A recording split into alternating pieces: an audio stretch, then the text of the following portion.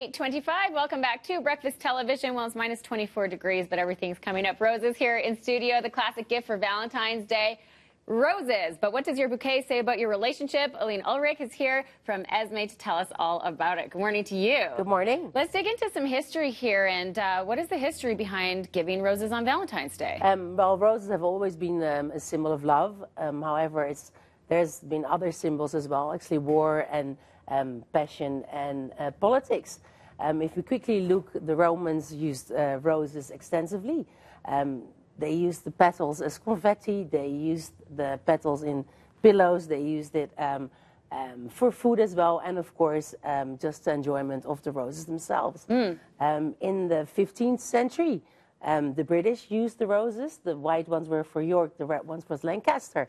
And they had war, and that was called actually the War of Roses. Yes. And then in the 17th century, it became rose water, even became tender to barter with, so it was even worth money. So that's just shortly the whole history. Roses have been around almost 35 million years. They have found fossils with roses, petals on them. You know, commercially, they've been grown for about, they came out of China about 5,000 years. They've been around all over the world, Northern Hemisphere until South Africa. Wow. These, however, are,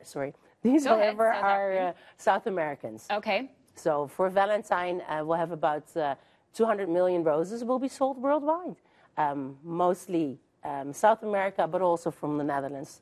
A lot go through the auction there. Total value about 2 billion.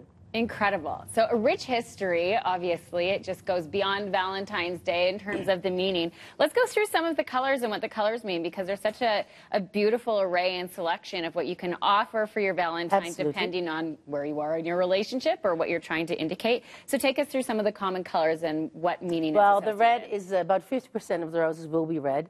Red is passion, red is love. If we go to the yellow, it depends a little bit, where you get the information from, but yellow is friendship. If we go to purple, it's more enchantment. Orange is passion and enthusiasm. Which one did I miss now? White. How about white? Oh, white. Oh, white. Innocence. Yes, innocence. And then the pink is saying thank you. So you sort of want to, pick and choose the colors. Or, if your girlfriend or boyfriend has a specific color that they like, just go for the color. Sure, it'll work. It's a crowd pleaser. It is. Okay, and let's take us through the care of roses and how to make them last longer. So what do you suggest if you are receiving a bouquet on Valentine's Day? Yeah, so roses are finicky. I think everybody sort of knows that. When you get your roses, make sure that there's some flower food with them. So you receive them, clean off a little bit of the leaves, cut it under an angle. That's very important because the bigger the angle is, the more water they can take up. Okay.